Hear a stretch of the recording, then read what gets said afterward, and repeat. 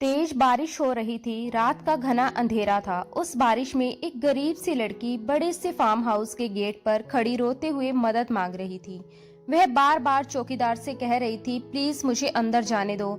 मेरे पापा को अस्थमा का अटैक आया है, उन्हें डॉक्टर की जरूरत है। अगर अभी मदद नहीं मिली तो वह मर जाएंगे। लेकिन चौकीदार उसे डांटते हुए कह रहा था, तुम्हें एक बार में समझ नहीं आता, दफा हो जाओ यहाँ से। ईशान साहब किसी से नहीं मिलते, ये उनका आराम करने का समय है। लड़की बारिश में पूरी तरह भीग चुकी थी। उसका पूरा शरीर कांप रहा था। वह चारों तरफ देख रही थी और लगातार रो रही थी। उसके पास कोई रास्ता नहीं था, कोई मदद करने वाला नहीं था। वह मन ही मन सोच रही थी कि गरीबी कितनी मजबूर कर देती है, इंसान को अमीरों के दरवाजे पर हाथ फैलाने भेज देती है। वह हाथ जोड़कर गिड़गिड़ाते हुए बोली, प्लीज बस एक बार मेरी बात साहब तक पहुंचा दीजिए। मेरे पापा बहुत बीमार है, अगर टाइम पर इलाज नहीं मिला तो मैं उन्हें खो दूंगी। बादलों की तेज गड़गड़ाहट से वह डरकर चीख भी पड़ी। उसकी हालत देखकर चौकीदार का दिल थोड़ा पसीज गया। उसने नरमी से कहा, ठीक है, तुम यहीं रुको, मैं अंदर जाकर साहब से बात करता हूँ। वह अंदर चला गया। उस वक्त डॉक्टर ईशान नहाकर बाहर आए ही थे और तौलिए से बाल सुखा रहे थे। नौकर ने सारी बात बताई तो ईशान गुस्से में चौकीदार के पास आया और चिल्लाकर बोले, तुम्हें पता है ये मेरा रेस्ट टाइम है, फिर भी मुझे क्यों डिस्टर्ब किया। चौकीदार डरते हुए बोला, सॉरी साहब, पर वह लड़की बहुत परेशान है, उसके पापा को अस्थमा है, वह बारिश में बाहर खड़ी रो रही है। थोड़ी देर सोचकर ईशान ने लापरवाही से कहा, ठीक है, भेजो उसे अंदर। कुछ ही पलों में वह लड़की दौड़ती हुई अंदर आई। वह पूरी तरह भीगी हुई थी, कांप रही थी और डर के मारे बोल भी ठीक से नहीं पा रही थी। ईशान उसे देखकर कुछ पल के लिए रुक गया, उसकी तरफ देखता ही रह गया। फिर लड़की रोते हुए बोली, प्लीज मेरी मदद कर दीजिए, मेरे पापा को सांस लेने में बहुत दिक्कत हो रही है, अगर अभी इलाज नहीं मिला तो वह मर जाएंगे। उसने फीस के तौर पर अपने कानों की छोटी सी बालियां निकालकर टेबल पर रख दी और बोली, मेरे पास बस यही है, प्लीज यही रख लो, लेकिन मेरे पापा को बचा लो। ईशान ने शरारती मुस्कान के साथ कहा, मुझे ये सब नहीं चाहिए। लड़की रोते हुए बोली, आप जो चाहे ले लो, बस मेरे पापा को देख लो, उन्हें कुछ हो गया तो मैं जी नहीं पाऊंगी। कुछ देर बाद ईशान कपड़े बदलकर तैयार हुआ और लड़की के साथ निकल पड़ा। गाड़ी से मेन रोड तक गए, फिर बारिश में पैदल चलते हुए उसके झोंपड़ी वाले घर तक पहुंचे। टूटी फूटी झोंपड़ी में पहुंचकर ईशान ने उसके पापा को देखा, स्टेथोस्कोप से चेक किया और एक इंजेक्शन निकाला। फिर वह लड़की की तरफ देखकर बोला, अगर ये इंजेक्शन लग गया तो इन्हें आराम मिल जाएगा। लड़की खुश होकर बोली, प्लीज लगा दीजिए। तभी ईशान ने कहा, लेकिन मेरी एक शर्त है। वह 2 कदम आगे बढ़ा और बोला, तुम्हें मुझसे 1 महीने की शादी का कॉन्ट्रैक्ट करना होगा। 1 महीने तक मेरी बीवी बनकर रहना होगा और बीवी के सारे फर्ज निभाने होंगे। 1 महीने बाद मैं तुम्हें तलाक दे दूंगा और तुम्हें अच्छी रकम भी दूंगा। अगर तुमने हाँ कहा तभी मैं ये इंजेक्शन लगाऊंगा, वरना नहीं। अब जल्दी फैसला करो। लड़की के पैरों तले जमीन खिसक गई। वह कांपते हुए अपने पापा की तरफ देखने लगी। उसके पास सोचने का वक्त नहीं था, कोई रास्ता नहीं था, बस एक ही चीज थी, अपने पापा की जान बचाना। उसे हर हाल में अपने पापा को बचाना था, भले ही उसे खुद को दांव पर क्यों ना लगाना पड़ता। ठीक है, मैं तैयार हूँ, प्लीज मेरे पापा को अभी इंजेक्शन लगा दीजिए। ये कहते हुए मीशा की आवाज कांप रही थी। उसने अपने दिल पर पत्थर रखकर ये बात कही, क्योंकि इस वक्त उसके सामने अपनी इज्जत, डर या भविष्य नहीं, बल्कि सिर्फ अपने पापा की जान थी। उनके चेहरे का पीला पड़ता रंग और उखड़ती सांसें उसके दिल को चीर रही थी। तभी ईशान ने हल्की सी मुस्कान के साथ एक कोरा कागज उसकी तरफ बढ़ाया। उसकी मुस्कान में कोई हमदर्दी नहीं थी, बल्कि एक अजीब सी सख्ती छुपी हुई थी। इस पर साइन करो, उसने ठंडी और हुक्म भरी आवाज में कहा। मीशा ने हैरानी से उसकी तरफ देखा। वह कुछ समझ नहीं पा रही थी, ये सब इतनी तेजी से क्यों हो रहा है। ईशान ने बिना रुके कहा, अभी तुम सवाल जवाब करने की हालत में नहीं हो। तुम्हारा बाप मौत के कगार पर खड़ा है, अगर इन्हें बचाना है तो फौरन इस कागज पर साइन करो, बाकी की कानूनी बातें हम बाद में देख लेंगे। वह हाथ में इंजेक्शन लिए उसके सामने खड़ा था, मानो हर सेकंड की कीमत उसी के हाथ में हो। वहीं पास खड़ा नौकर चुपचाप मीशा की तरफ कागज और पेन बढ़ा रहा था। मीशा के हाथ कांप रहे थे। दिल जोर जोर से धड़क रहा था, लेकिन उसके पास कोई और रास्ता नहीं था। उसने जल्दी से उस कागज पर साइन कर दिए, बिना ये सोचे कि उसका अंजाम क्या होगा। अगले ही पल ईशान ने उसके पापा को इंजेक्शन लगा दिया। कुछ ही देर में उनके चेहरे पर थोड़ी जान लौट आई और उनकी सांसें धीरे धीरे नॉर्मल होने लगी। ये देखकर मीशा ने राहत की सांस ली। जब उसके पापा की हालत सुधर गई तो ईशान उसकी तरफ मुड़ा। उसकी आंखों में कोई नरमी नहीं थी। भूलना मत, कल हमारी शादी होगी, कॉन्ट्रैक्ट मैरिज, उसने साफ और सख्त शब्दों में कहा। मीशा कुछ बोल पाती उससे पहले ही वह आगे बोला, अगर तुमने कोई चालाकी या होशियारी दिखाने की कोशिश की तो तुम मेरा वह खतरनाक रूप देखोगी कि तुम्हारी रूह तक कांप उठेगी। मुझे धोखा देने वाले लोग बिल्कुल पसंद नहीं हैं। वह दांत पीसते हुए बोला, मुझे उनसे सख्त नफरत है, इसलिए धोखा देने का सोचना भी मत, समझी तुम। ये कहते हुए वह उसे फिर से ऊपर से नीचे तक घूरता रहा, फिर नफरत से सिर झटक कर बाहर निकल गया। बाहर जाते हुए फोन पर वह अपने सिक्योरिटी गार्ड को अलर्ट करना नहीं भूला, जो उसके घर की निगरानी करने वाले थे, ताकि वह लड़की रात में भाग न सके। मीशा अपने पापा के सिरहाने बैठी थी। वह उनकी हर सांस को ध्यान से देख रही थी। जब उसने महसूस किया कि उनकी सांसें अब नॉर्मल हो चुकी हैं और चेहरा पहले से शांत लग रहा है, तो उसके दिल ने अंदर ही अंदर राहत की सांस ली। उसकी आंखें नम हो गई और उसने खामोशी से भगवान का शुक्रिया अदा किया कि उसके पापा खतरे से बाहर हैं। उस पल उसके लिए यही सबसे बड़ी खुशी थी। लेकिन मीशा ये नहीं जानती थी कि जिस कोरे कागज पर उसने बिना सोचे समझे साइन किए थे, वही कागज उसकी जिंदगी की सबसे बड़ी मुसीबत बन चुका है। उस एक साइन ने उसे ऐसे रिश्ते और हालात में बांध दिया था जिनसे निकलना अब इतना आसान नहीं होने वाला था। उधर कहीं बहुत दूर एक घर से आवाज आ रही थी, फातिमा, फातिमा, कहाँ हो तुम, जरा सुनो। सकीना बेगम ने अपनी नवासी को ऊंची आवाज में पुकारा। उनकी आवाज में हुक्म भी था और बेचैनी भी। फातिमा ये आवाज सुनते ही तुरंत उनके पास आ गई।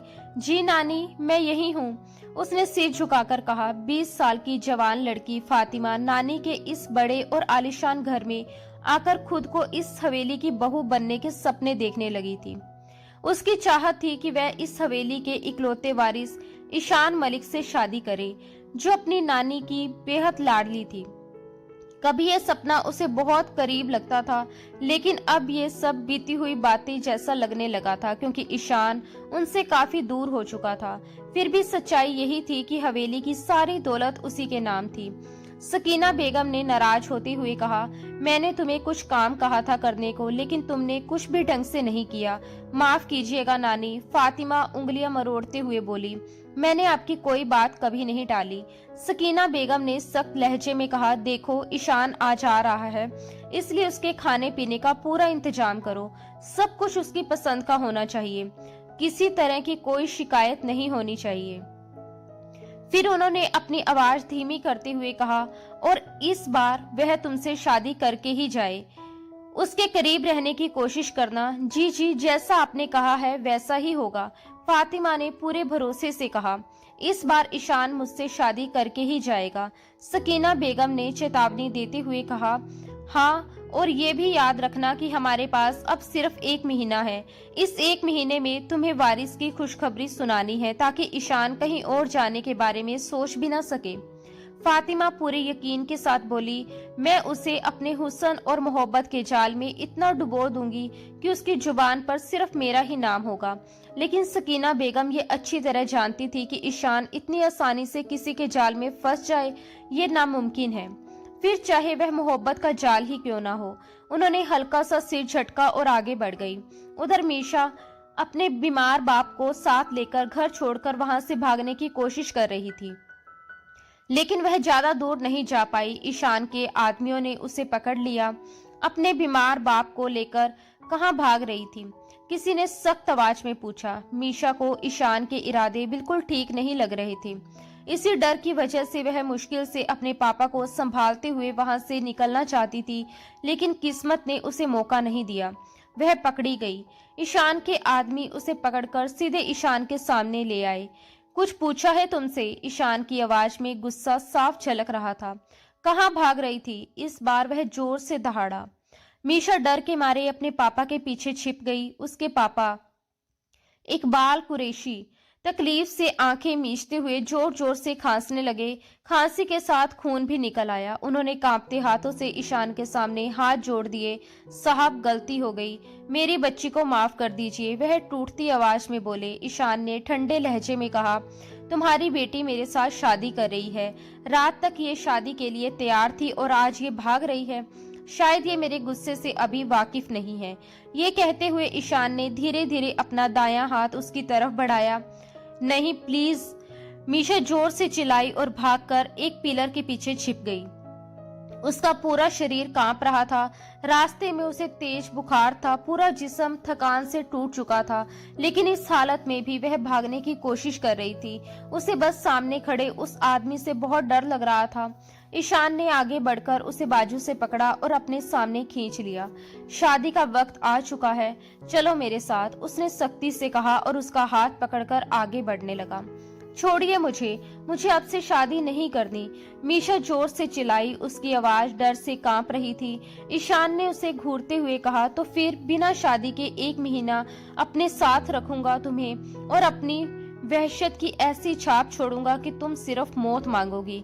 उसके गुस्से भरे अंदाज को देखकर वह 18 साल की मासूम लड़की सहम गई और चुपचाप उसके सामने झुक गई। कुछ ही देर में उसकी शादी ईशान मलिक से कर दी गई। पल भर में उसकी पहचान भी बदल गई और हैसियत भी। इकबाल कुरैश, मीशा के पिता ने अपनी बेटी के सर पर प्यार भरा हाथ रखा। दोनों बाप बेटी की नजरें मिली। दोनों की आंखों में एक अजीब सी चमक थी, जिसमें गहरा मतलब छुपा हुआ था। उसके बाद वह अपनी बेटी को वहीं छोड़कर वहां से निकल गया। मीशा ने अपने आंसू पोंछे और पलटकर ईशान की तरफ देखा और बाहें बांधते हुए ईशान से पूछा, मेरे पापा को बचाने के बदले जो इतनी बड़ी सजा आपने मुझे दी है, उसकी वजह मैं जान सकती हूँ? ईशान ने बेरुखी से कहा, देखो, मैं तुम्हें जवाब देना जरूरी नहीं समझता। सही वक्त आने पर सब बता दूंगा। अभी तुम्हें मेरे साथ मलिक हवेली चलना है, बाकी बातें हम वहीं करेंगे। इतना कहकर वह उसे अपने साथ अंदर की तरफ ले गया। लेकिन ये छोटी सी मासूम दिखने वाली लड़की उतनी भोली नहीं थी जितना वह दिखावा कर रही थी। ईशान ये सोच रहा था कि उसने अपने फायदे के लिए एक मासूम लड़की का इस्तेमाल किया है और काम खत्म होने के बाद जब वह उसे निकाल देगा तो कोई उससे सवाल नहीं करेगा। लेकिन यही उसकी सबसे बड़ी गलतफहमी साबित होने वाली थी। मलिक हवेली का ख्याल दिमाग में आते ही ईशान के होठ भींच गए। वह अपनी दादी को बहुत अच्छी तरह जानता था। सकीना बेगम की जिद थी कि वह फातिमा से ही शादी करे, लेकिन वह उससे शादी नहीं करने वाला था। उसे तो बस फातिमा से हमेशा के लिए छुटकारा चाहिए था। इसी वजह से उसने जानबूझकर एक काम सी गैर खतरनाक लड़की को चुना था, ताकि 1 महीने बाद वह आसानी से इस पूरे मामले से बाहर निकल सके और वसीयत की शर्त भी पूरी हो जाए। यह शर्त अब तक सिर्फ ईशान और सकीना बेगम के बीच ही सीमित थी। जैसे ही वह मीशा को लेकर हवेली के अंदर दाखिल हुआ, सकीना बेगम की नजरें उन दोनों पर जा टिकी। वह एक पल के लिए हक्का बक्का रह गई और फिर अचानक एक्शन मोड में अपनी जगह से खड़ी हो गई। ईशान मलिक के साथ एक अनजान लड़की को देखकर उनकी छठी इंद्रियों ने तुरंत उन्हें अलर्ट कर दिया कि कुछ न कुछ जरूर गड़बड़ है। ईशान, उन्होंने गुस्से में उसका नाम पुकारा। हाय दादी, ईशान ने उनकी तरफ देखते हुए रूखे लहजे में जवाब दिया। कौन है ये लड़की? उन्होंने सवाल किया, जबकि लड़की के जिस्म पर ईशान की शॉल लिपटी हुई थी। ईशान ने सिर झटका और ठंडे लहजे में बोला, ये मेरी बीवी है दादी, मैंने शादी कर ली है। ये सुनते ही सकीना बेगम को जैसे सदमा लग गया। तुम झूठ बोल रहे हो, ऐसा अचानक हो ही नहीं सकता, उन्होंने अविश्वास से कहा। ईशान ने बेपरवाही से जवाब दिया, इसमें झूठ क्या है दादी, आपकी ख्वाहिश पूरी हो गई। बस लड़की मैंने अपनी मर्जी से चुनी है। क्यूट है ना? वह उनके और करीब जाकर धीमी आवाज में बोला, जिससे उनका गुस्सा और बढ़ गया। ईशान, तुमने ठीक नहीं किया, उन्होंने दांत पिसते हुए कहा। ये तो वक्त बताएगा दादी कि कौन सही है और कौन गलत। ईशान बिल्कुल सामान्य लहजे में बोलकर मुड़ गया। मीशा अब तक वहीं खड़ी, हैरान परेशान, ये समझने की कोशिश कर रही थी कि आखिर ये सब हो क्या रहा है। ईशान ने आगे बढ़कर उसका हाथ पकड़ा और उसे अपने कमरे की तरफ ले जाने लगा। उसके कमरे में जाने के ख्याल से ही मीशा के हाथ पांव ठंडे पड़ गए। उसके पुराने ताने और धमकियां याद आते ही उसका खून जमने लगा। वह सोच भी नहीं सकती थी वह इंसान इतना खतरनाक हो सकता है। ये 1 महीने का कॉन्ट्रैक्ट था। 1 महीने के लिए वह उसके बिस्तर की जिन्नत बनेगी और उसके बाद वह उसे छोड़ देगा। यही उस इंजेक्शन की कीमत थी जो उसके बाप को लगाया गया था। मीशा का दिल बुरी तरह टूट चुका था।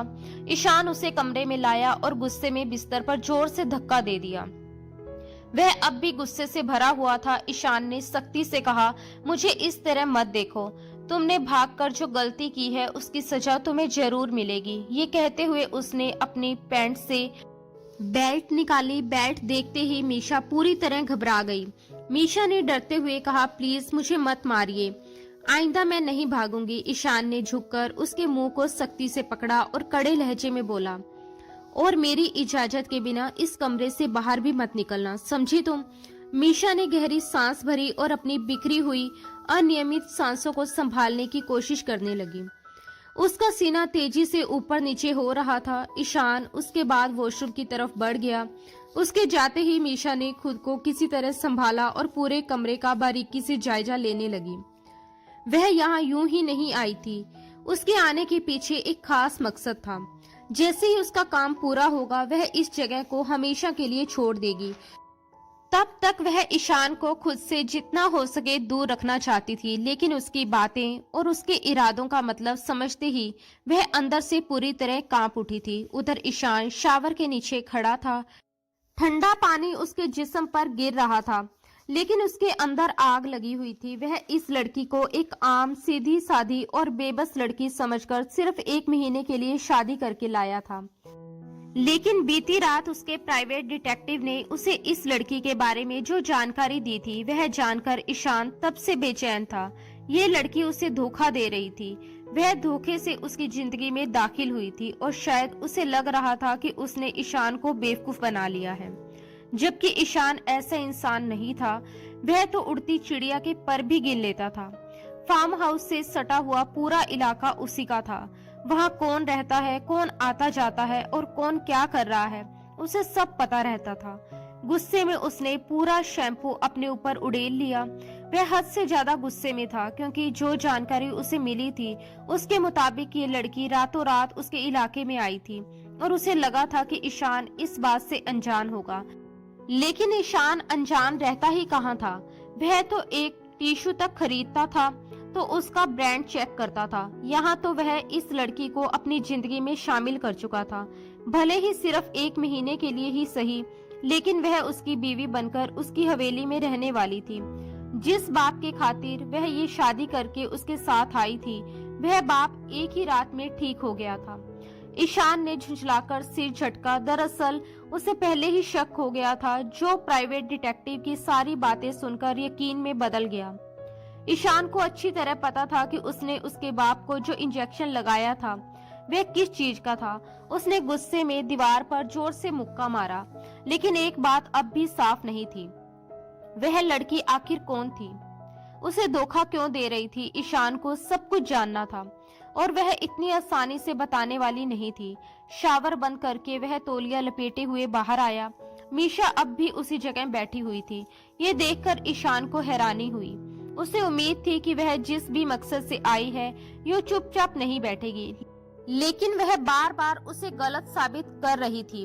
उसे बाहर आते देख मीशा फिर से घबरा गई और डरती हुई उसकी तरफ देखने लगी। इतनी देर वह यही सोचती रही थी कि कैसे इस आदमी को अपने करीब आने से रोके, लेकिन उसे कोई रास्ता समझ नहीं आ रहा था। अपने मकसद को पूरा करने के लिए वह इस शख्स को खुद को सौंपने तक के लिए तैयार हो गई थी। उसका दिल पूरी तरह धड़क रहा था। ईशान ने सिगरेट का पैकेट उठाया, सामने रखे सोफे पर बैठ गया, एक सिगरेट निकाली और उसे सुलगा लिया। उसने धुएं को हवा में छोड़ते हुए सामने बैठी उस डरी सहमी लड़की को सीधी बेपरवाह नजरों से देखा। हाँ, वह घबरा रही थी क्योंकि अब उसे इसी आदमी के साथ रहना था, सिर्फ एक शादी के चलते, और ये शादी किसी गहरे छुपे हुए राज की वजह से हुई थी। जब ईशान सिगरेट खत्म करके बेड के पास आया तो वह लड़की डर के मारे पीछे हट गई। उसके चेहरे पर साफ घबराहट झलक रही थी, लेकिन ईशान बिना रुके बेड पर घुटने टेक कर बैठ गया और धीरे धीरे उसकी तरफ बढ़ने लगा, जैसे कोई अपने शिकार की तरफ बढ़ता है। तैयार हो जाओ, कहते हुए उसने तकिया उठाकर जमीन पर फेंक दिया। मीशा का दिल इतनी तेज धड़क रहा था कि उसे लगा वह अभी फट जाएगा। उसका पूरा शरीर डर से अकड़ गया था। ईशान ने ठंडी आवाज में कहा, तुम्हें पता है ना, 1 महीने तक तुम्हें मेरे साथ हस्बैंड वाइफ वाला रिश्ता निभाना है और मेरा मूड तो ऐसा है कि हर रात तुम्हें अपना प्यार दूं। ये सुनकर मीशा और ज्यादा सहम गई। उसने डरते हुए उसके सीने पर हाथ रखे और कांपती आवाज में पूछा, फिर क्या होगा? ईशान ने बिना किसी भाव के जवाब दिया, फिर मैं तुम्हें छोड़ दूंगा। उसके शब्द सीधे मीशा के दिल पर वार कर गए। अगर मैं प्रेग्नेंट हो गई तो? ये सवाल मीशा के दिमाग में आया, लेकिन वह उसे बोल नहीं पाई। वह कुछ और पूछने ही वाली थी कि अचानक ईशान ने उसके गाल पर जोर से दांत गड़ा दिए। तेज दर्द से वह सिसक उठी। ईशान ने तुरंत चेतावनी दी, जब मैं पास आऊं तो चिल्लाना मत, मुझे शोर शराबा बिल्कुल पसंद नहीं है। उसके शब्द सख्त और डराने वाले थे। मेरी दी हुई शिद्दत को चुपचाप सहो, उसने गुस्से को दबाते हुए कहा और उसकी गर्दन की तरफ झुक गया। उसके छूने से वह बुरी तरह कांप उठी। अचानक उसके मुंह से फिर एक सिसकारी निकल गई। ईशान ने तुरंत सिर उठाया और उसे घूर कर देखा। मीशा डरते डरते रो पड़ी और कांपती आवाज में बोली, मैंने जानबूझकर नहीं किया। वह रोते हुए सफाई देने लगी।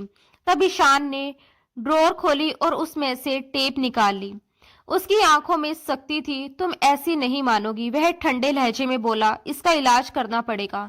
इतना कहते ही उसने उसके होठों पर टेप चिपका दी, उन होठों पर जिन्हें उसने आज तक एक पल के लिए भी प्यार से नहीं छुआ था। मीशा ने हैरानी और डर से उसकी तरफ देखा। ये एक ऐसा शौहर था जिसने पहली ही रात उसके मुंह पर टेप लगा दी थी। उसके बाद उसके हाथ मीशा के पूरे वजूद पर हावी होने लगे। मीशा ने डर के मारे आंखें बंद कर ली। ईशान ने मीशा को हर तरह के पर्दे से आजाद कर दिया और गुस्से में उस पर हावी हो गया। मीशा की आंखों में आंसू बहते रहे। ईशान ने जुनून और गुस्से से अपना सारा आवेग उस पर निकाल दिया। वह उसे पूरी तरह तोड़ देने का उतारू था। मीशा दर्द से चीख भी नहीं पा रही थी। वह मुश्किल से आंखें खोलकर बस उसका दिया हुआ दर्द सहती रही। वह पूरी तरह जुनून में डूब चुका था और उसके साथ उसका बर्ताव बेहद सख्त हो गया था। उसके अंदर का गुस्सा और बेचैनी अब किसी काबू में नहीं थी। वह ये भूल चुका था कि उसके सामने खड़ी लड़की भी एक इंसान है, जिसके जज्बात और दर्द हैं। उस पल उसके लिए सिर्फ अपना जुनून और अपनी जिद मायने रखती थी, जिसने उसे और भी बेरहम बना दिया था। उसी वक्त मीशा के दिमाग में कुछ पिछली बातें घूमने लगी।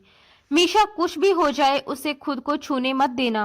वह खतरनाक है। अगर एक बार उसने तुम्हें छू लिया तो वह तुम्हें मार डालेगा।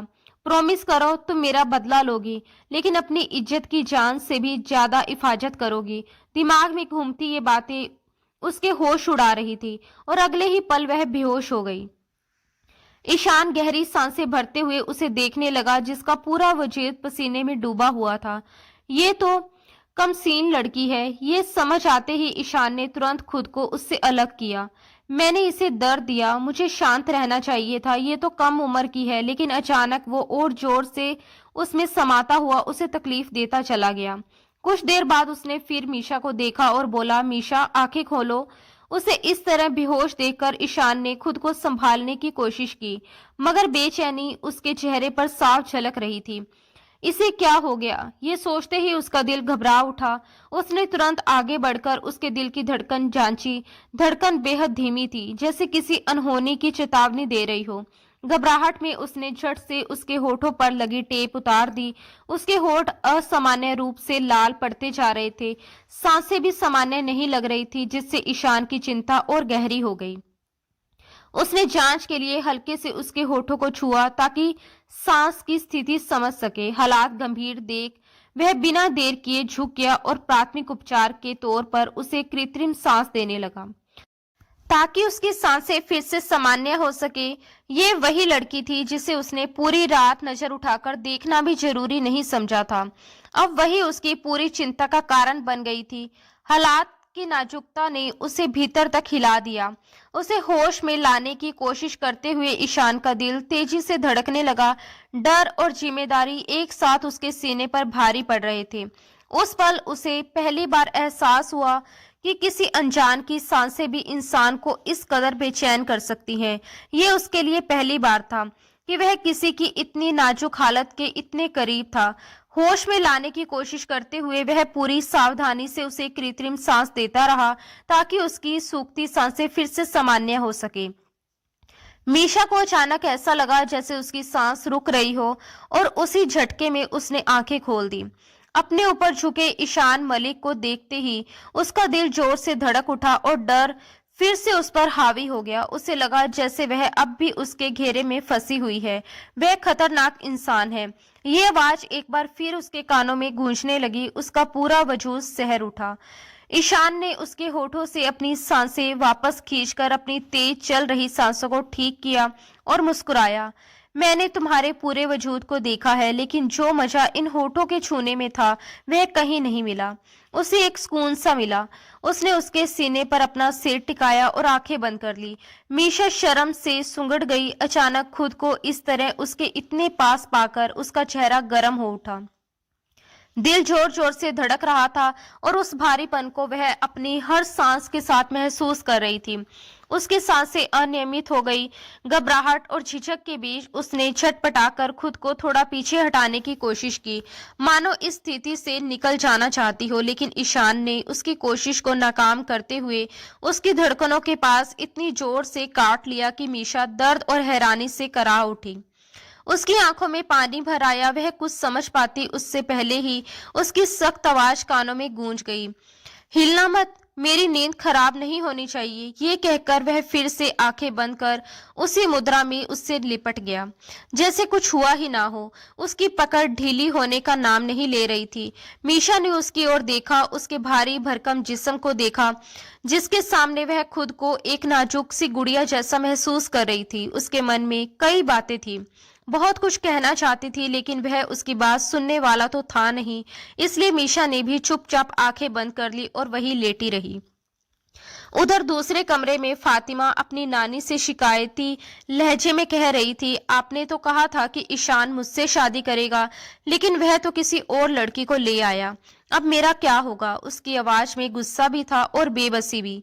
सकीना बेगम खुद भी अंदर ही अंदर बेहद परेशान थी। उन्होंने थकी हुई सांस लेते हुए कहा, अब मुझे क्या पता था कि वह इतना बड़ा फैसला इतनी जल्दी ले लेगा। दरअसल उन्हें यह भी नहीं मालूम था कि ईशान ने सिर्फ एक कॉन्ट्रैक्ट मैरिज की है। असल में ईशान के दादा की वसीयत में एक बड़ी और सख्त शर्त थी, जिसके मुताबिक उसे 3 महीने बाद अपनी बीवी को तलाक देना था। लेकिन इस बात को भी 2 महीने गुजर चुके थे।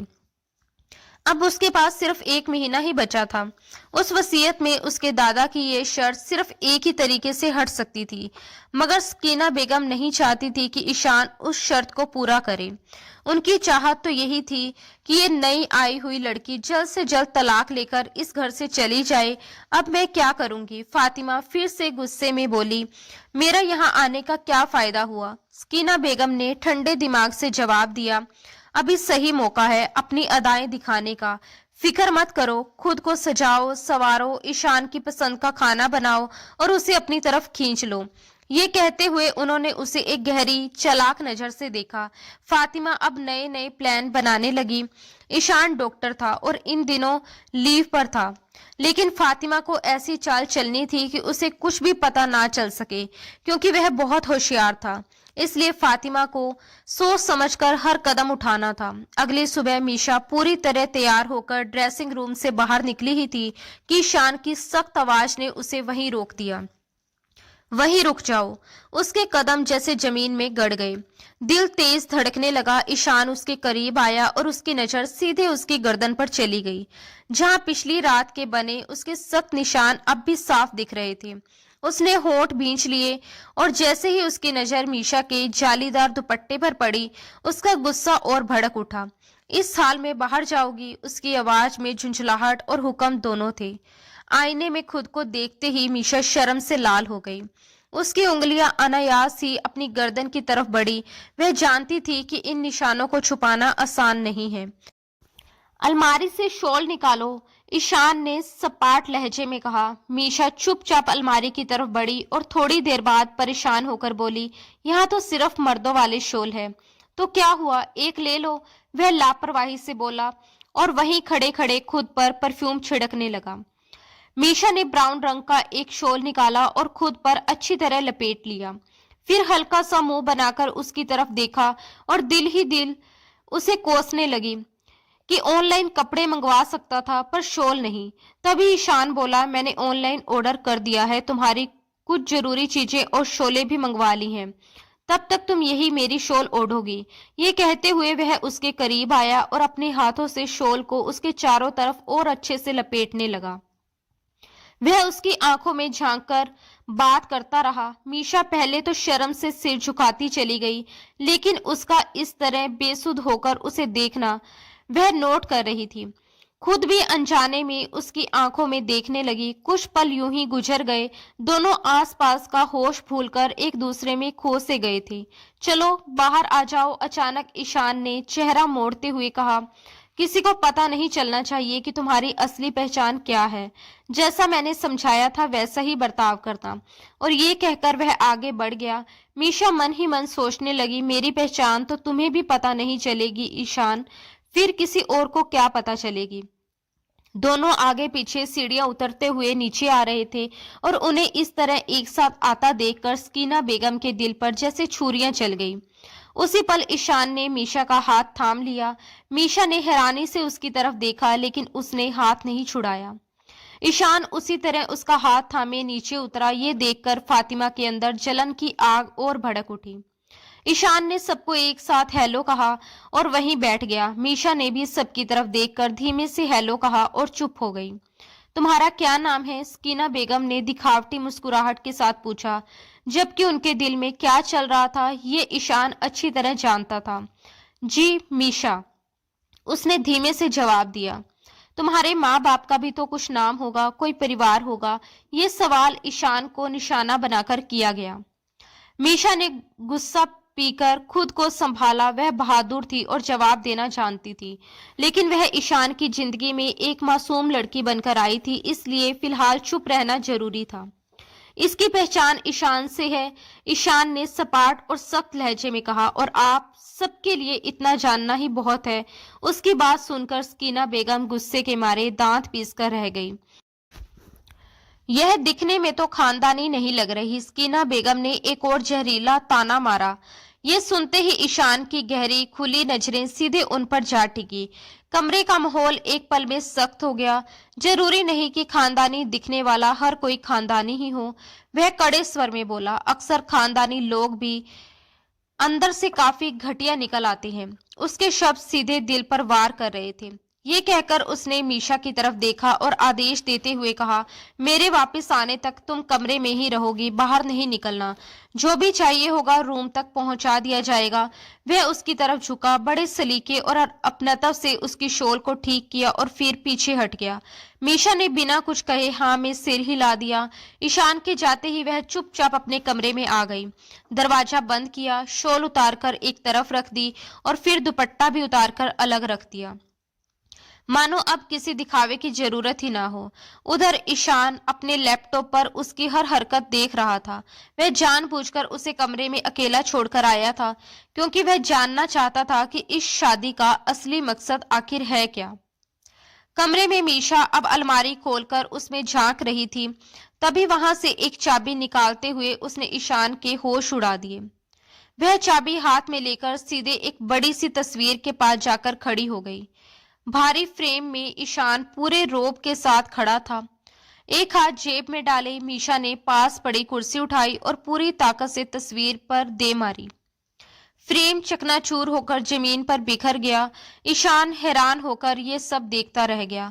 अगले ही पल उसने हॉस्पिटल की तरफ जा रही गाड़ी रुकवा दी, क्योंकि लैपटॉप पर आगे का सीन देखकर अब वह खुद को रोक नहीं सकता था। कमरे में मीशा तस्वीर को लापरवाही से एक तरफ रख चुकी थी और अब उसके पीछे छिपे लॉकर पर उसकी नजर टिक गई।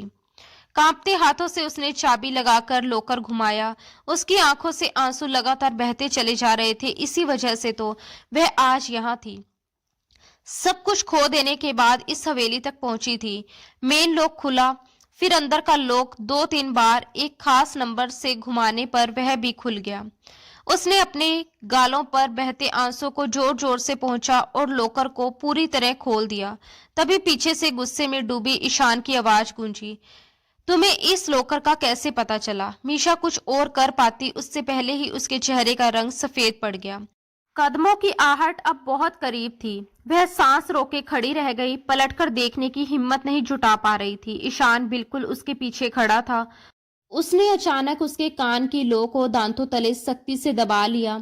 मीशा ने होठों को दांतों में दबाकर अपनी चीख का गला घोट लिया। क्या ढूंढ रही हो यहाँ? कहते हुए उसने झटके से उसे अपनी तरफ घुमाया और कसकर अपने सीने से भींच लिया।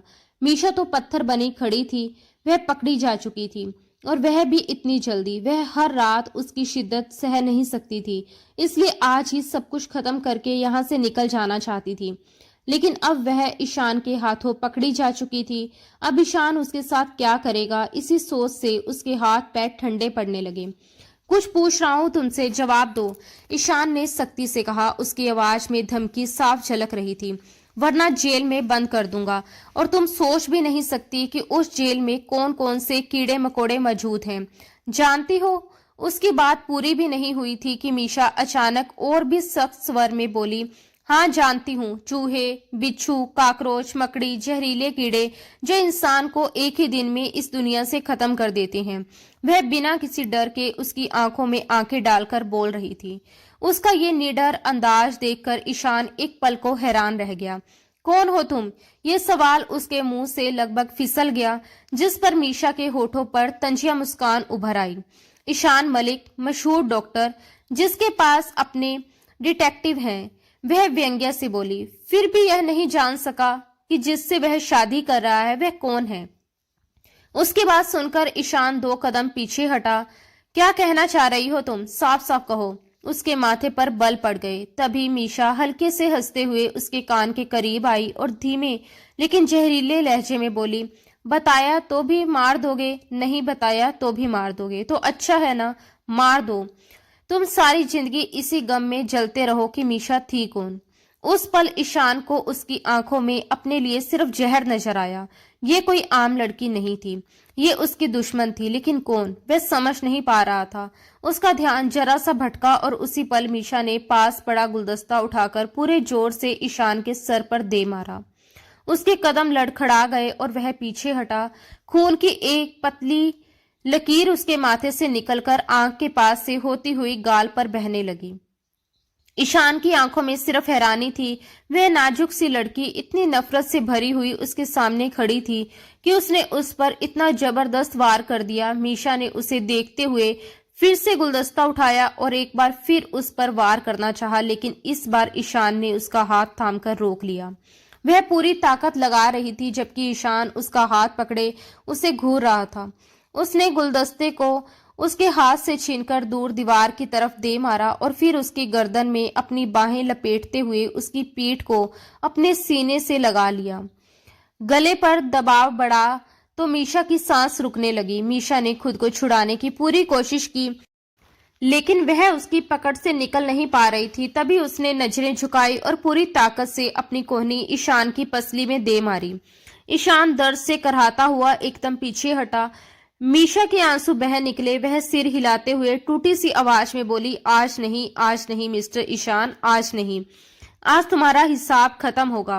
वह तेजी से उसकी तरफ बढ़ी, गहरी सांस भरती हुई दराज के पास पहुंची और वहां से गन निकाल ली। उसके हाथ में गन देखते ही ईशान के चेहरे का रंग उड़ गया। मीशा, गन नीचे करो, उसके मुंह से निकला।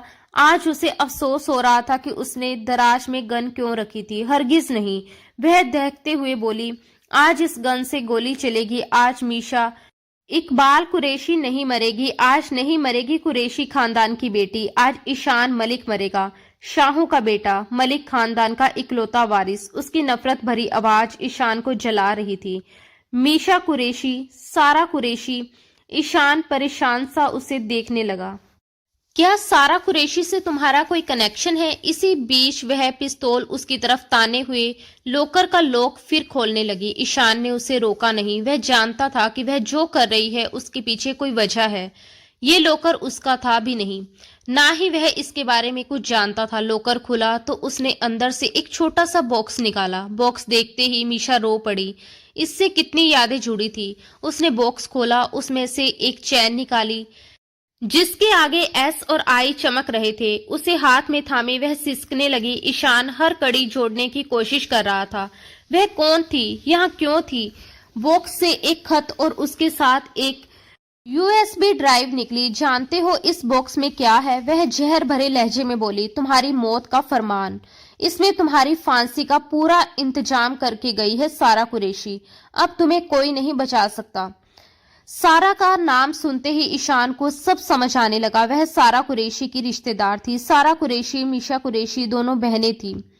उनके नैन नक्श एक जैसे थे। हाँ, मीशा दहाड़ उठी। सारा कुरैशी की बहन, जिसे तुम लोगों ने जानवरों की तरह मार डाला, उस पर जुल्म की हद कर दी। क्या गलती थी मेरी बहन की? बस यही कि वह तुमसे प्यार करती थी। तुम सब ने मिलकर उसे मार डाला। तुम सब कातिल हो मेरी मासूम बहन के। उसकी आंखों में आग थी। जी चाहता है कि 6 की 6 गोलियां तुम्हारे अंदर उतार दूं, लेकिन नहीं, तुम्हें पुलिस के हवाले करूंगी। तुम्हें फांसी होगी, फांसी। वह अपने गाल बेदर्दी से रगड़ते हुए कठोर स्वर में बोली। इससे पहले कि वह कुछ और करती, ईशान ने उसका पिस्तौल वाला हाथ ऊपर कर दिया। दोनों ने जोर लगाया। पिस्तौल अपनी अपनी तरफ खींचने की कोशिश करते रहे। मीशा पूरी ताकत लगा रही थी और ईशान सावधानी बरत रहा था कि कहीं गोली मीशा को ना लग जाए। और तभी अचानक गोली चल गई। मीशा ने पथराई आंखों से उसे देखा। ईशान के चेहरे पर एक क्षणिक मुस्कान थी। वह लड़खड़ाकर पीछे हटा। गोली उसके बाजू को छूकर निकल गई थी। गोली की आवाज सुनते ही स्कीना बेगम दौड़ती हुई उनके कमरे में आ पहुंची। अंदर का नजारा देखते ही स्कीना बेगम डर के मारे सहर गई। ईशान को एक पल के लिए समझ ही नहीं आया कि क्या करे, जबकि मीशा अब भी उसी तरह ईशान पर पिस्तौल ताने खड़ी थी। तभी फातिमा भी वहां पहुंच गई और मौके का फायदा उठाते हुए उसने झपटकर मीशा के हाथ से पिस्तौल छीन ली। इस बार मीशा की पकड़ ढीली पड़ गई थी, क्योंकि उसका सारा ध्यान ईशान पर टिका था, जिसके बाजू से खून नीचे टपक रहा था। ये देखकर मीशा के दिल में अजीब सी टिस उठी और वह टकटकी लगाए उसे देखती रह गई। फातिमा ने पिस्तौल का मुंह मीशा की तरफ मोड़ दिया। गोली चलाओ फातिमा, मार दो इस लड़की को। स्कीना बेगम रोते हुए चीख पड़ी। इसने मेरे ईशान को मारा है। इससे पहले कि फातिमा कांपते हाथों से ट्रिगर दबाती, ईशान लड़खड़ाते हुए आगे बढ़ा और मीशा को अपने पीछे कर लिया। ये देखकर मीशा हैरान रह गई। खबरदार, वह दर्द से तड़पते हुए बोला। जो किसी ने मेरी बीवी की तरफ आंख उठाकर भी देखा, जान ले लूंगा मैं उसकी। वह एक बाजू से दूसरे बाजू को थामे खड़ा था। ईशान, इसने तुम पर गोली चलाई है, तुम्हें मारना चाहा और तुम इसे बचा रहे हो? स्कीना बेगम ने सदमे में पूछा। ये हमारा आपसी मामला है, ईशान ने सख्ती से कहा। एक नहीं 10 गोलियां भी मेरे सीने में उतार दे, कोई इसे कुछ नहीं कहेगा। ये गन मुझे दो। उसने गुस्से में फातिमा से पिस्तौल ले ली। उसके बाजू में अब भी खून बह रहा था, जिसे देखकर मीशा से रहा नहीं गया और वह अपना दुपट्टा उसके बाजू पर लपेटने के लिए आगे बढ़ी, क्योंकि वह और ज्यादा पत्थर दिल नहीं बन सकती थी। वह उन जैसी नहीं बन सकती थी। लेकिन ईशान ने गुस्से में अपना बाजू उसके हाथ से छुड़ा लिया और पिस्तौल पकड़ते हुए बोला, आप दोनों यहाँ से जाइए। ये कहते हुए वह एक तरफ बैठ गया। ईशान, तुम्हें गोली लगी है, तुम्हें डॉक्टर की जरूरत है बेटा, चलो मेरे साथ। स्कीना बेगम आगे बढ़ी तो उसने उनका हाथ झटक दिया। मुझे पता है आपको मेरी कितनी फिक्र है, जाइए यहाँ से, वह ऊंची आवाज में बोला। स्कीना बेगम हैरानी से फातिमा को देखती हुई बाहर चली गई और फातिमा भी मुंह बनाते हुए कमरे से निकल गई। ईशान ने एक नजर परेशान सी खड़ी मीशा पर डाली और धीमी आवाज में बोला, तुम्हें जो चाहिए यहाँ से लेकर जा सकती हो। कहते हुए वह अपनी शर्ट के बटन खोलने लगा, लेकिन उसे महसूस हो रहा था कि वह बेहोशी के करीब है। उसे पता था कि अगर जख्म पर वक्त रहते दवा नहीं लगी तो हालात बिगड़ सकते हैं। उसके हाथ कांप रहे थे, बटन ठीक से नहीं खुल पा रहे थे। मीशा को यकीन नहीं हुआ कि उसकी पहचान जानने के बाद भी वह उसे जाने को कह रहा है। 3 बटन ही खुले थे कि उसकी सांस फूलने लगी और आंखों के आगे अंधेरा छाने लगा। मीशा सब कुछ भूलकर आगे बढ़ी। उसकी शर्ट का आखिरी बटन खोला और शर्ट को उसके जिस्म से अलग कर दिया। ईशान ने हैरानी से आंखें खोली। जाओ यहाँ से मीशा, वह धीमे से बोला। इस मौके का फायदा उठाओ, वरना मैं ठीक हो गया तो तुम्हें कहीं नहीं जाने दूंगा, कैद कर लूंगा। ये कहते हुए उसने उसका हाथ थामकर हल्का सा अपनी तरफ खींचा। ये सुनकर मीशा के दिल की धड़कनें तेज हो गई। मेरे अंदर इंसानियत आज भी जिंदा है ईशान, वह भराई आवाज में बोली। मैं किसी मरते हुए इंसान को इस हाल में छोड़कर नहीं जा सकती, चाहे कुछ भी हो जाए। ये कहकर वह अपना दुपट्टा फाड़ते हुए उसके जख्म पर कसकर बांधने लगी। ईशान गहरी सांसें भरते हुए आंखें बंद करने लगा तो मीशा घबरा गई। ईशान, ईशान, आंखें खोलो, वह परेशान होकर बोली। उसने मुश्किल से आंखें खोली। फर्स्ट एड बॉक्स कहाँ है? तुम्हें हॉस्पिटल लेकर जाना होगा, प्लीज उठो। इस वक्त वह बिल्कुल भी उस मीशा जैसी नहीं लग रही थी जो कुछ देर पहले उसके खून की प्यासी थी। ईशान ने ना में सिर हिलाया, आंखें बंद की और उसके अंदर एक अजीब सा सुकून उतर गया, ये जानकर कि सामने खड़ी लड़की को उसकी फिक्र है। यही सोचते हुए उसने अपने होश और हवास खो दिए। जब उसे होश आया तो उसने खुद को हॉस्पिटल के बिस्तर पर पाया। स्कीना बेगम उसके पास बैठी थी और एक तरफ फातिमा भी चुपचाप मौजूद थी। ईशान की नजरें कमरे में किसी और को ढूंढने लगी, लेकिन मीशा उसे कहीं दिखाई नहीं दी। ईशान, कैसे हो आप? स्कीना बेगम ने रोते हुए पूछा। मीशा कहाँ है? ईशान के मुंह से मीशा का नाम सुनते ही स्कीना बेगम ने बुरा सा मुंह बना लिया। उस लड़की ने तुम्हें गोली मारी है और तुम अब भी उसी के बारे में पूछ रहे हो। हैरत है मुझे तुम पर, वह नाराजगी से बोली। लेकिन ईशान ने उनकी बात अनसुनी कर दी। तुम उसे भूल जाओ और अपनी फिक्र करो, अपना ख्याल रखो, मुझे तुम्हारी जरूरत है, फातिमा ने प्यार जताते हुए कहा। ईशान ने आंखें मूंद ली। दिल ही दिल से सोचता रहा, काश मुझे पहले पता चल जाता कि तुम सारा की बहन हो, तो ना मैं तुमसे शादी करता और ना तुम्हें अपने दिल में जगह देता। तकलीफ से उसने आंखें बंद कर ली। उसकी यादों में सारा लौट आई। ईशान की बहुत अच्छी दोस्त जो उसे पसंद करती थी, इसी शहर के हॉस्टल में रहती थी। वह ईशान पर दिलो जान से फिदा थी। शुरू में ईशान ने उसे ठुकरा दिया था, जिस पर सारा ने खुदकुशी करने की कोशिश की थी। तब ईशान ने ही उसे बचाया और उसका प्रपोजल स्वीकार कर लिया।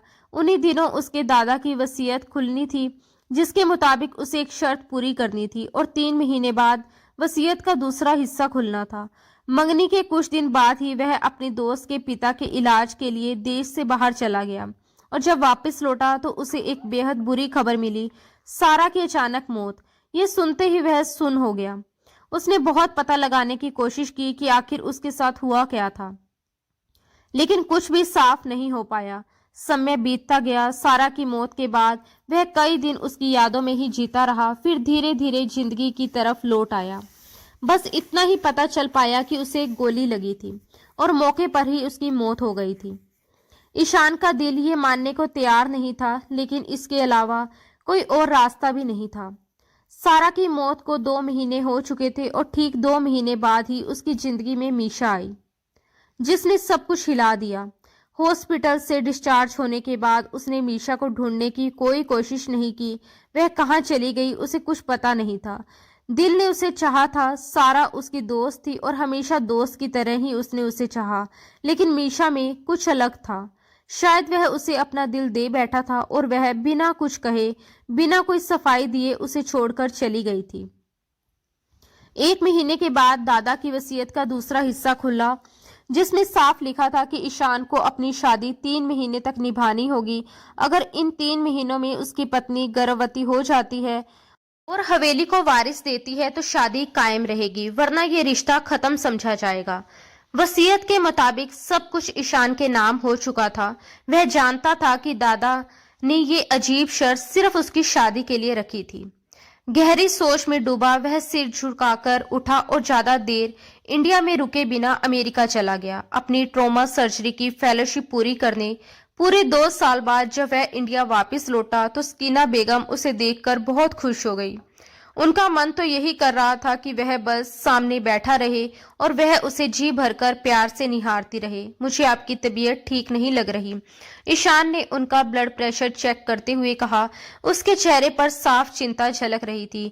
तुम 2 साल तक मुझसे दूर रहे, अपनी शक्ल तक नहीं दिखाई। अब तो मेरा मन करने लगा था कि मैं इस दुनिया से ही चली जाऊं, वह दुखी स्वर में बोली।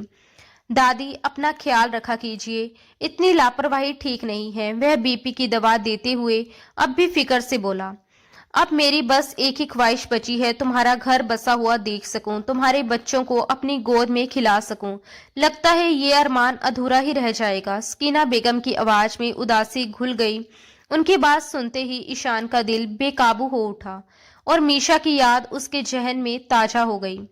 उसे वह रात याद आ गई जो उसने मीशा के साथ गुजारी थी। उसके जाने के बाद उसने किसी दूसरी लड़की की तरफ आंख उठाकर भी नहीं देखा था। वह उसकी बीवी थी, उसका जुनून थी, उसके दिल में बसी हुई थी। इन तमाम यादों के बावजूद वह आज भी नहीं जानता था कि उसकी बीवी इस वक्त कहाँ है। आप दवा टाइम से लिया कीजिए दादी, उसने फिर उनकी बात बीच में काटते हुए कहा। अब तो फातिमा की भी शादी हो गई है। ईशान, मेरे बच्चे, तुम भी शादी कर लो, मुझे जीते जी ये खुशी दिखा दो, दादी ने फराई आवाज में कहा। दादी, आप अच्छी तरह जानती है कि मैं मीशा की जगह किसी और को नहीं दे सकता, उसने दिल पर पत्थर रखकर साफ लहजे में कहा। सकीना बेगम चुपचाप उसे देखती रह गई। अपने किए पर उन्हें पछतावा होने लगा। उन्हें ईशान के साथ की गई अपनी पुरानी ज्यादतियां याद आने लगी। वक्त जैसे थम सा गया था। ईशान ने फिर से अस्पताल ज्वाइन कर लिया था। अब वह अपने फार्म हाउस पर बिल्कुल नहीं जाता था, क्योंकि वहां जाते ही मीशा की पुरानी यादें उसके दिल में घर कर लेती थी। वह आगे बढ़ना चाहता था, लेकिन 2 साल गुजर जाने के बावजूद वह आज भी उसी मोड़ पर खड़ा था जहां मीशा उसे छोड़कर चली गई थी। एक दिन वह अपने अस्पताल से बाहर निकल ही रहा था कि अचानक एक लड़की भागती हुई उसके पास आई। वह वहीं रुक गया। प्लीज मेरी मदद कीजिए डॉक्टर, इस बच्चे को चेक कर लीजिए, वह रोते हुए बोली। क्या हुआ इस बच्चे को? ईशान परेशान हो उठा। बच्चे को देखकर उसे लगा उसकी उम्र 1 साल से कुछ ज्यादा होगी, मगर वह बिल्कुल शांत था। उसकी आंखें बंद थी। पता नहीं ये आंखें ही नहीं खोल रहा। आप डॉक्टर हैं, प्लीज मेरी मदद कीजिए, वह हाथ जोड़कर मिन्नत करने लगी। ठीक है, आप रोइए मत, बच्चे को मुझे दे दीजिए, ईशान ने कहा। जैसे ही उसने बच्चे को गोद में उठाया, उसके दिल में एक अजीब सी कशिश सी उठी। उसका मन किया कि वह उस बच्चे को अपने सीने से कसकर लगा ले, मगर उसने अपने जज्बात पर काबू पाया और बच्चे को लेकर तुरंत अस्पताल के अंदर दाखिल हुआ। उसने बच्चे को सीधे बच्चों के वार्ड में ले जाकर उसकी सांसें चेक की, जो बिल्कुल नॉर्मल थी। नब्ज और दिल की धड़कन भी सामान्य थी। हर तरह से जांच के बाद भी बच्चा पूरी तरह ठीक लग रहा था, जैसे गहरी नींद में सो रहा हो। ईशान ने हल्के से बच्चे के गाल को छुआ, प्यार से थपकी दी और उसे जगाने की कोशिश की। तभी बच्चे ने हलचल की और धीरे से आंखें खोल दी। उसकी आंखें देखते ही ईशान का दिल धक से रह गया। वह आंखें बिल्कुल मीशा जैसी थी।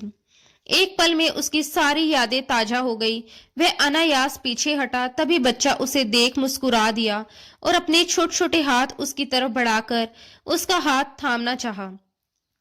ईशान ने जब अपना मजबूत हाथ उसके नन्हे से हाथ में दिया तो बच्चा खिलखिलाकर हंस पड़ा। पीछे खड़ी लड़की के चेहरे पर भी सुकून भरी मुस्कान आ गई।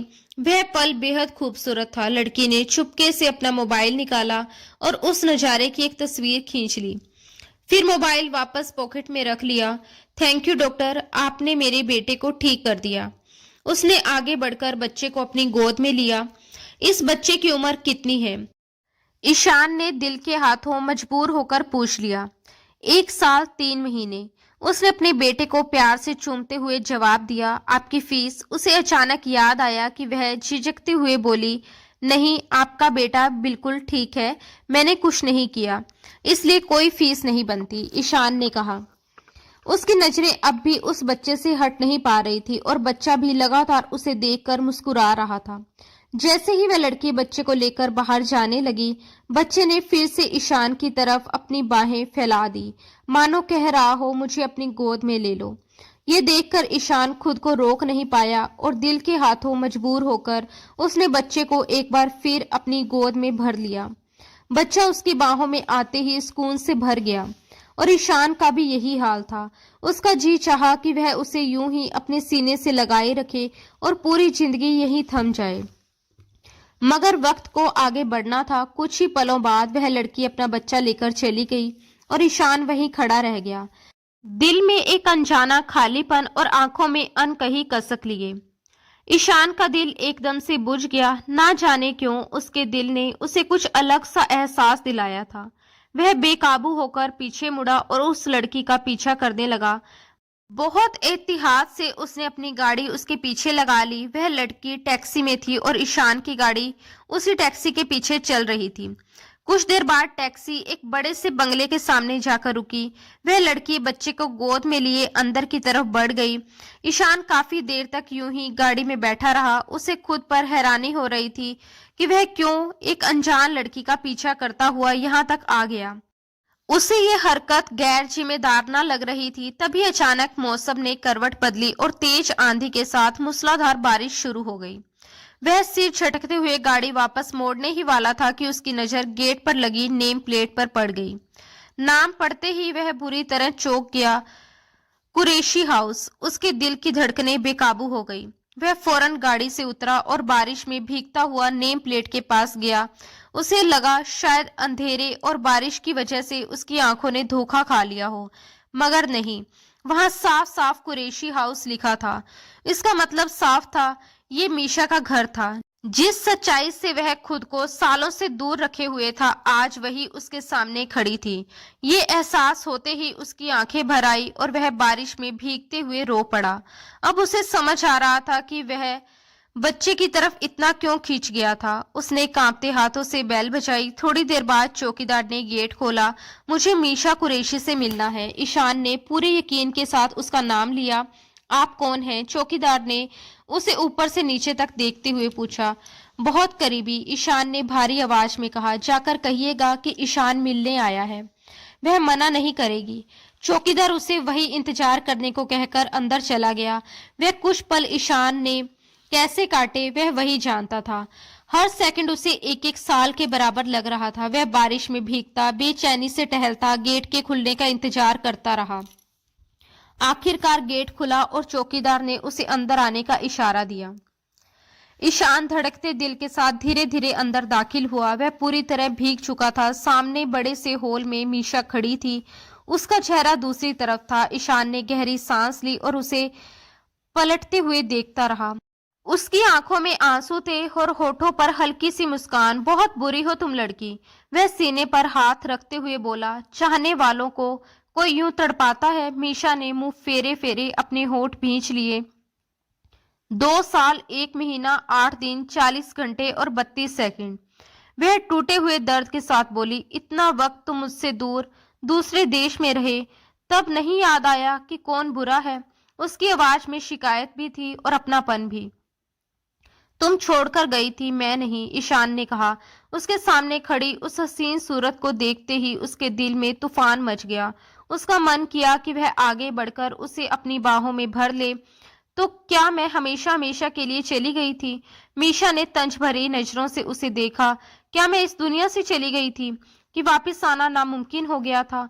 ईशान का हाथ अनजाने में उसके होठों की तरफ बढ़ा, मगर मीशा ने उसे झटक दिया। मत छुए मुझे, वह रूठे लहजे में बोली। आपने तो एक बार भी मुझे ढूंढने की कोशिश नहीं की।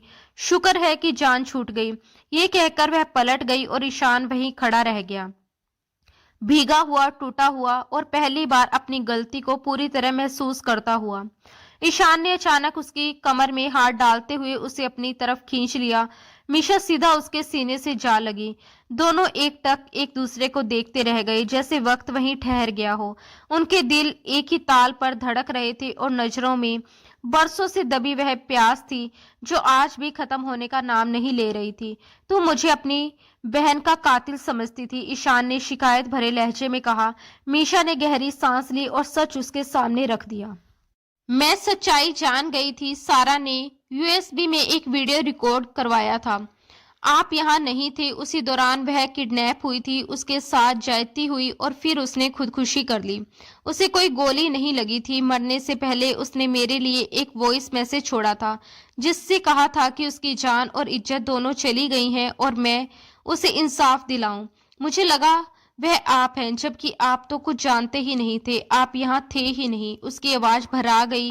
उसकी जिंदगी से जुड़े सारे सबूत उसने आपके कमरे के लॉकर में छुपा कर रखे थे। मुझे वहां तक पहुंचना था।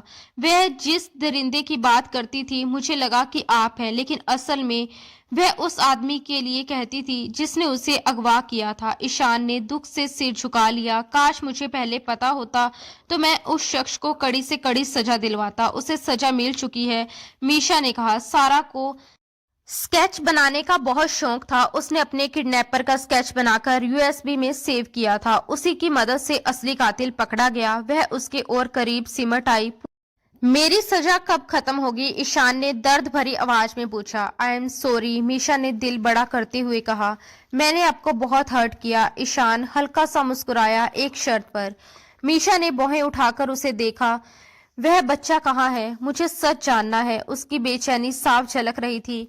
मीशा ने होठों पर हल्की सी मुस्कान आई। उसने राफिया को आवाज दी और थोड़ी ही देर में वह छोटे से अली को गोद में लिए सामने आ गई। बच्चा ईशान को थमाकर वह वापस चली गई। यह वही लड़की थी जो उस दिन बच्चे को अस्पताल लेकर आई थी। ये हमारा बेटा है ईशान, तुम्हारा बेटा अली। ईशान की आंखों से आंसू बह निकले। चलो घर चलें, वह भराए हुए मगर प्यार भरे लहजे में बोला। अब मैं अपनी बीवी और अपने बच्चे को ढेर सारा प्यार दूंगा। मीशा ने पीछे खड़े अपने पापा की तरफ देखा। उन्होंने मुस्कुराकर उसे जाने का इशारा किया। मीशा ईशान का हाथ थामे घर की दहलीज पार कर गई। उनका रुख अब मलिक हवेली की तरफ था। स्कीना बेगम छोटे अली से मिलकर जैसे फिर से जी उठी थी। उन्होंने मीशा को दिल से कबूल कर लिया था। अली को सुलाकर जब ईशान मीशा को कमरे में लेकर आया तो 2 साल की तड़प उसकी आंखों में साफ झलक रही थी। वह प्यार जो वक्त भी नहीं मिटा सका था, आज एक दूसरे का साथ पाकर और गहरी हो गई थी। और मीशा ने खुद को पूरे यकीन के साथ उसके हवाले कर दिया, क्योंकि अब वह सिर्फ उसका पति नहीं, उसके दिल की राह का मुसाफिर बन चुका था। दोस्तों, मुझे उम्मीद है कि आपको हमारी आज की कहानी जरूर पसंद आई होगी। अगर कहानी अच्छी लगी हो तो वीडियो को लाइक करना ना भूलें। अगर आप हमारे चैनल पर नए हैं तो चैनल को सब्सक्राइब जरूर करें और नोटिफिकेशन बेल भी दबा दें ताकि आने वाली हर नई कहानी की अपडेट आपको सबसे पहले मिल सके। धन्यवाद दोस्तों। राधे राधे।